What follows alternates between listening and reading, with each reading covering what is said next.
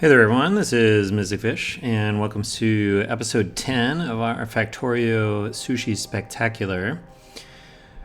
One of the things that I have been thinking about is the fact that we are currently doing research which only requires red and green science. And yet we have a bunch of capacity on the belt dedicated to the ingredients for black and blue science.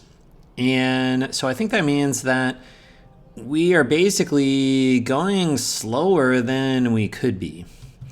So what I want to do now is I want to actually update our demand calculation a little bit. I think the second thing that I want to do, and I guess I can move these around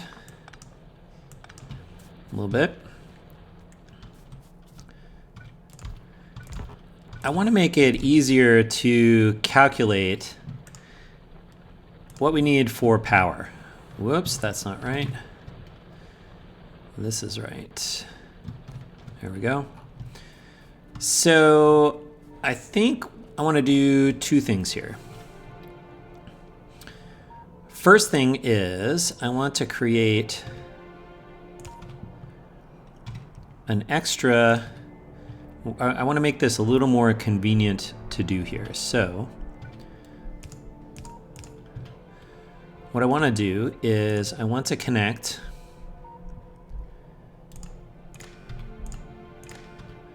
the red and green wires from the configuration .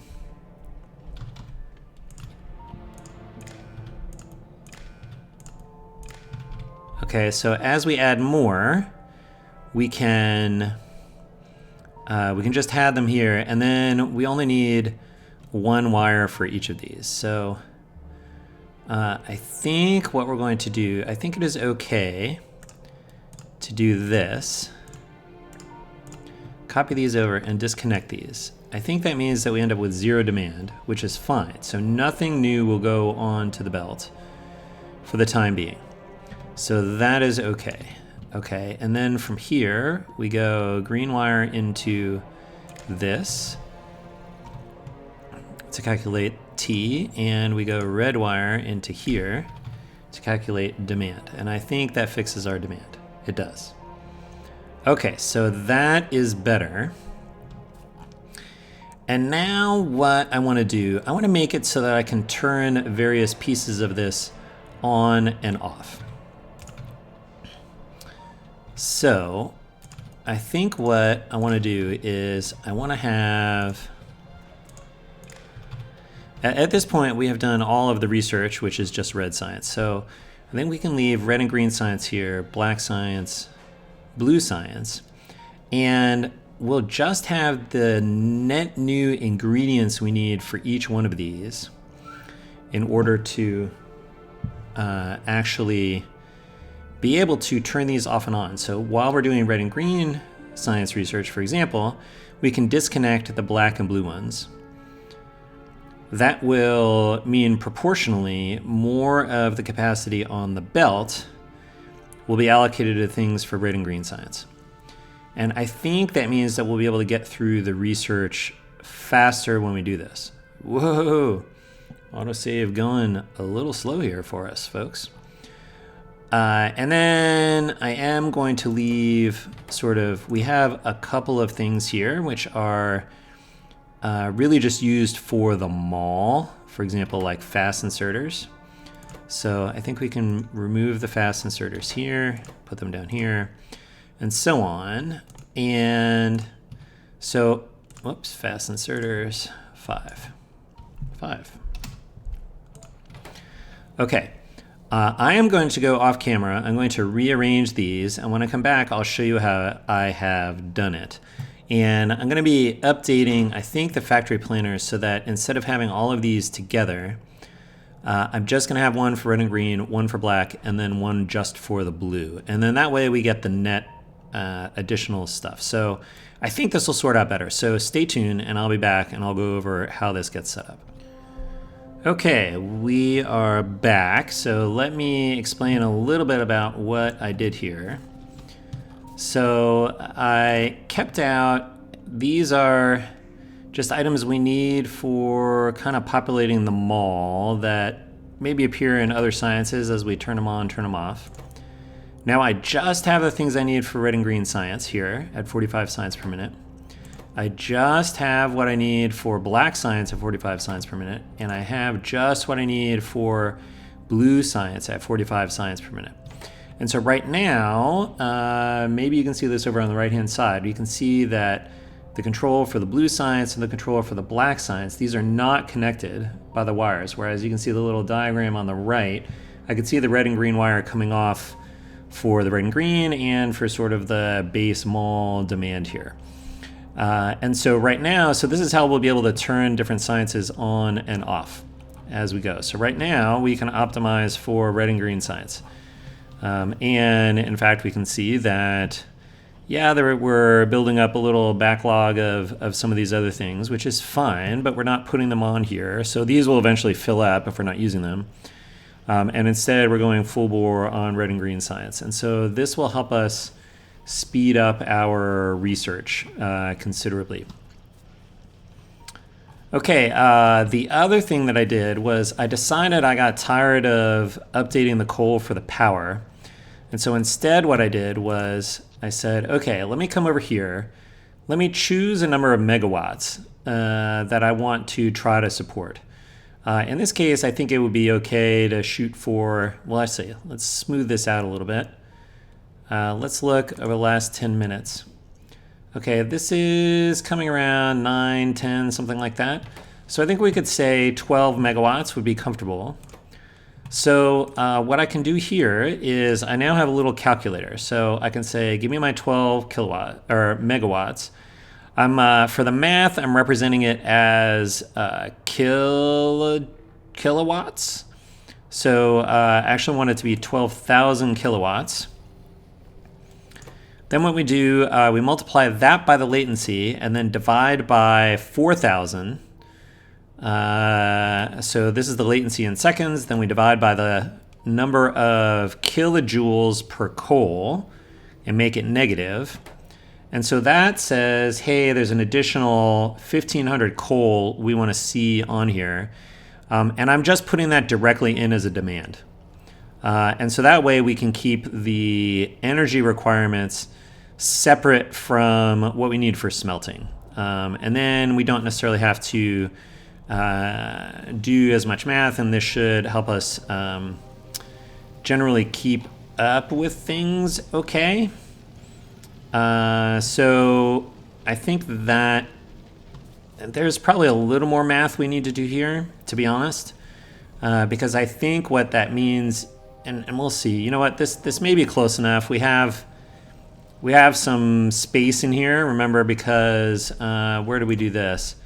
We're only using 3/4 of the capacity of the belt, so I think that's okay. But technically, I think what we should be doing is we should be taking this amount, the 1,500 coal, we should be subtracting that from the available capacity here, and then using that to compute the rest, because it's the remaining that is really what we want to have the rest of this stuff share.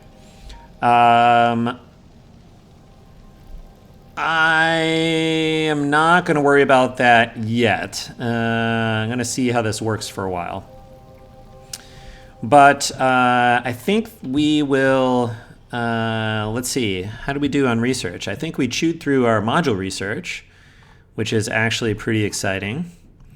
Yes, we got productivity and efficiency modules, which is something I think we want to then go ahead and put into the mall at some point. I think we actually probably need this downstream of the red circuits, a little module build.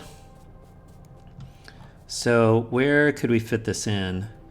I guess I want to do it in advance of the blue science build. So I think we'll just do it here. We'll just take a quick little extra mall loop here. We'll get rid of these guys for right now.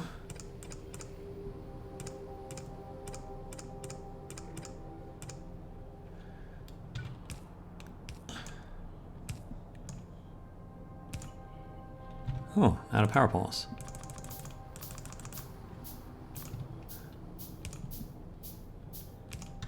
Okay. That's going up. And I think for right now, what we can do is we'll just do this. We'll just take a little loop through here.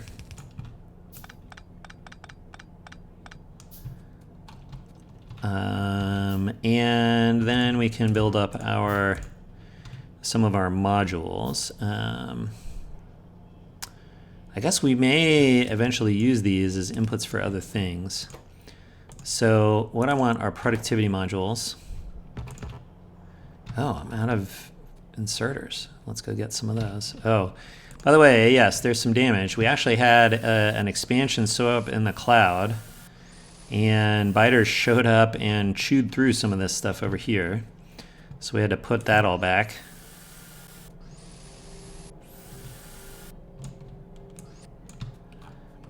All right, let's go get our inserters out of the mall.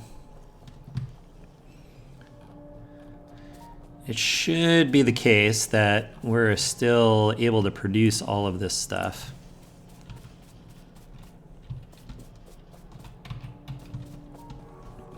Again, because of that baseline mall demand that we put sort of over there on that bottom demand combinator.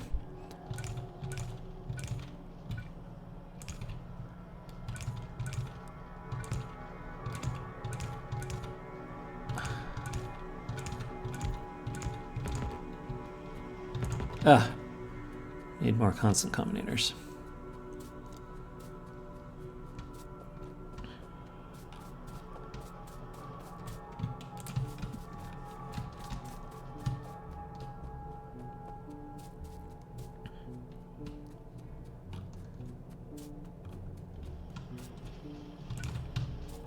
Okay, you are going to become prod module 1s.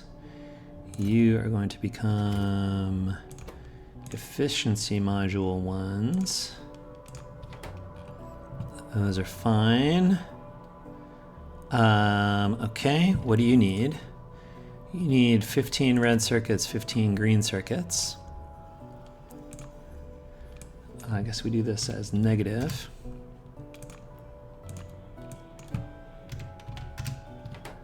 Okay. Then you are asking for this, and you can start making stuff. Once that stuff comes around. All right. You're going to become efficiency module 1s. I'm going to paste you in. You're already set, and so we'll start making those as well. Okay, so the general idea here is we're going to put productivity modules into as many things as will take them. This is actually one of the big benefits of upgrading here. Because what that means is, for example, if we take a look at something like blue science here, and by the way, I should update all of these. What this basically means is, for example, we can put productivity modules in here, which means that the downstream ingredients are less, which means more of the belt proportionally will be available to the science. So this will actually increase our throughput if we do that, wherever possible with the productivity modules. Now, some things can't take productivity modules, like, for example, pipes. Can't do that. And we'll put efficiency modules in for those. And the general idea is if productivity modules are going to help, we'll put those in. Otherwise, we'll put efficiency modules in to reduce our power demand. And that will mean that we have to consume less of the belt for power over time. So that's the general idea. We are going to go off camera, I think, at this point, and wait for some of those modules to show up. And then we will be back. Okay, we are back. We have proceeded through I think just about most of the red and green research that we need. And so I think what we'll be doing is switching back to blue science. And let's see, what is going to help us the most here? I think, let's see, we'll start, we need to pick off that one. And then we can switch back to blue science. And I think mining productivity is going to be important for us to make our patches last longer. We can continue on inserter capacity bonus. We can do lab research speed is, I think, not as important. Let's just do those for right now. And maybe advanced oil processing. Okay, that's going to be our research addenda. And then as a result, I'm going to come back here and I'm going to reconnect. Let's see, what order do I want to do this in? This way. I'm going to reconnect our blue item demands so we can continue working on that. That will incidentally increase the rate at which we're producing red and green circuits. I am going to buff these a little bit just so we stack them up as they come by.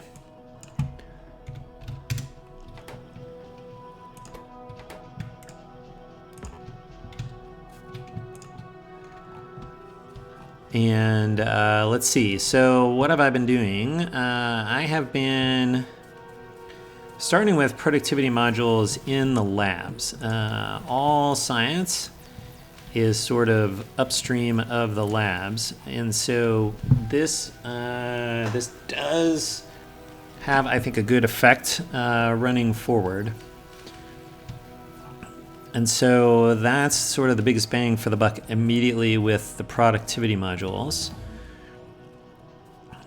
I have been coming up to the mall to drop efficiency modules into things as we have been making them over here.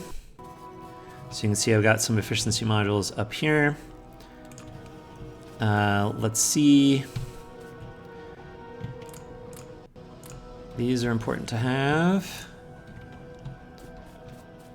So just reducing the power consumption on the items that we can't put productivity modules in.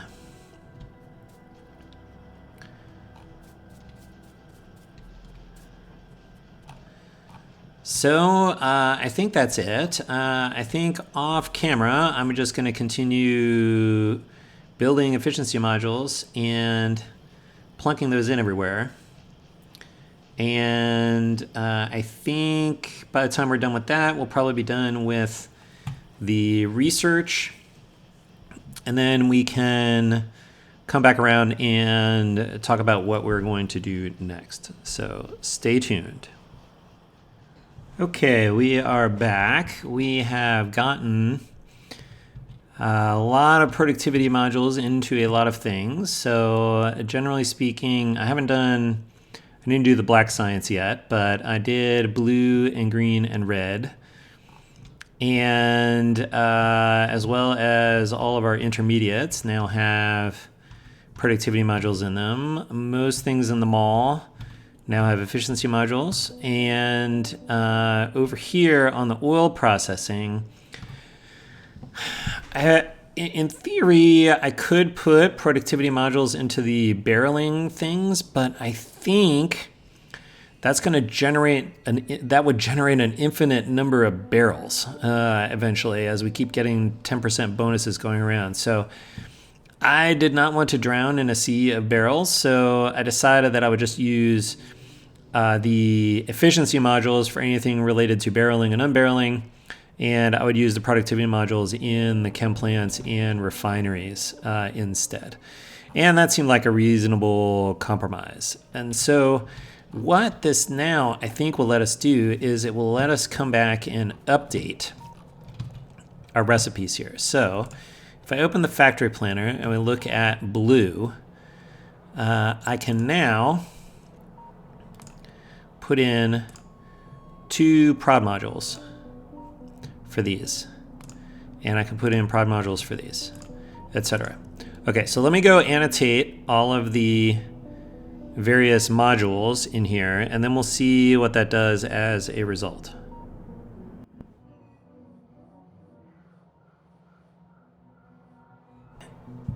We are back, and so as a result, some of the things that we see are, we still have 45 on the blue science, but let's look at something that's much further downstream like iron ore, 448. So if we take a look at where we were at here, we're saving, what, like almost 20%, something like that, by the time we add it all up with different layers. So I'm going to go ahead and update red and green, and as well as these recipes, and we'll be back after that. Okay, we are back.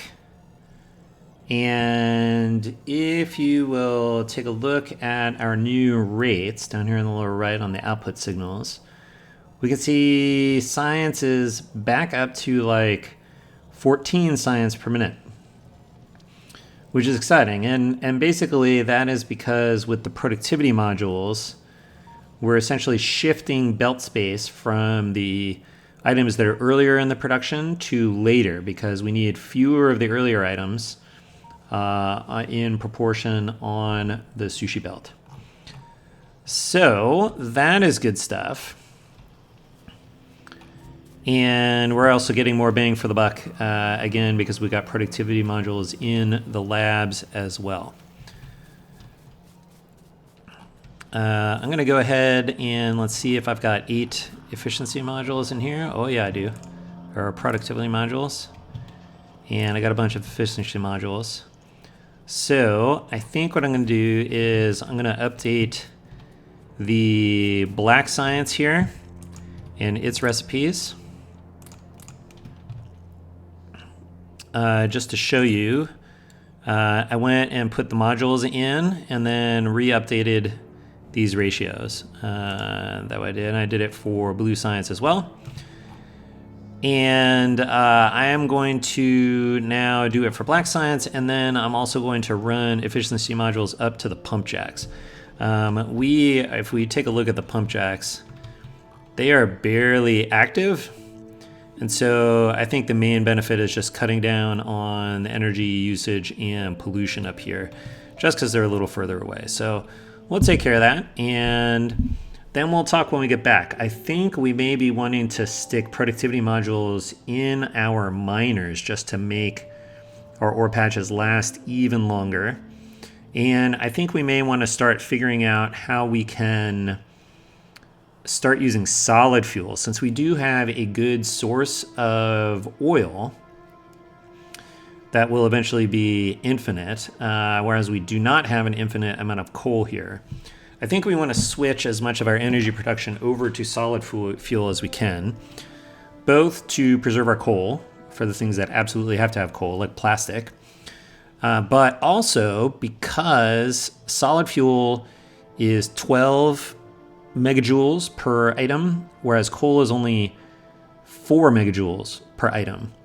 Which means that solid fuel is more compact on the sushi belt.